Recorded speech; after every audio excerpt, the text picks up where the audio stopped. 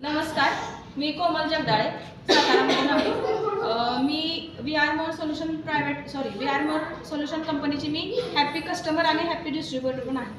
तर आज मला अस्थमाचा फीडबॅक द्यायचा आहे। मला 2021 साली अस्थमा मला डिटेक्ट झाला। म्हणजे अगोदर 2 वर्ष मी म्हणजे खोकला वगैरे ॲलर्जी होती, पण मी असं डॉक्टरांना कुठे सजेस्ट केलं नाही। एकदम 8 दिवस असे ॲडमिट वगैरे व्हायचे, पण मला असं कोणी सांगितलं नाही की तुम्हाला अस्थमा आहे।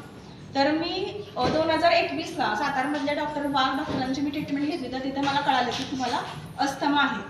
मग मी 2 वर्ष पूर्ण डॉक्टरांच्या सजेस्टनी मी गोळ्या वगैरे घेतल्या, पण जेणेकरून एवढा काही मला फरक पडला नाही की जसं थंडीचे दिवस चालू झाले की मला पुन्हा त्रास व्हायला सुरू झाला। आणि 2022 मध्ये मला अस्थमाचा मायनर अटॅक दिलेला आहे।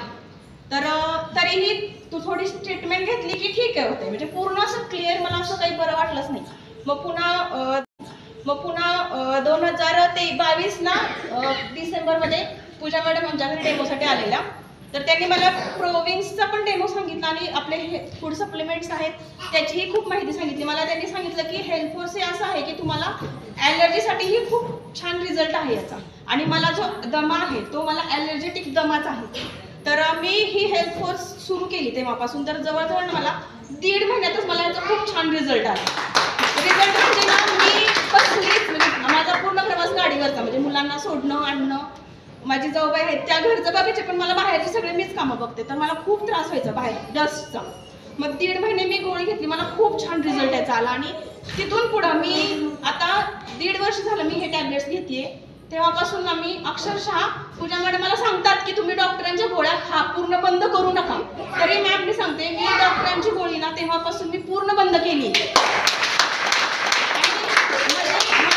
माझा जो होता पंप होता तो पण मी बंद केला। मला खूप कंटाळा आलेला ते पंप घे गोळी घे बंद। आणि जी आमची टेस्ट होते, श्वासाची टेस्ट होते, श्वासाची आपली ताकद असते ना, तर ती माझी 250 होती। 250 250 पर्यंतच पोहोचायच्या वरती जात नव्हती। पण जेव्हापासून मी हेल्थ फोर्स घेतली आहे ना, 450च्या पुढे जाते पूर्ण। 400 एवढा छान रिझल्ट आहे ह्या हेल्थ फोर्सचा। आणि अजूनपर्यंत मी हेल्थ फोर्सच घेते माझ्या। फक्त मी रुटीन चेकअपला जाते, प्रत्येक 2 महिन्याला मी रुटीन चेकअप करून येते डॉक्टरांकडून। डॉक्टर म्हणतात खूप छान रिझल्ट आहे, तुम्ही हा गोळ्या कंटिन्यू करा। पण मी एकही गोळी घेत नाही।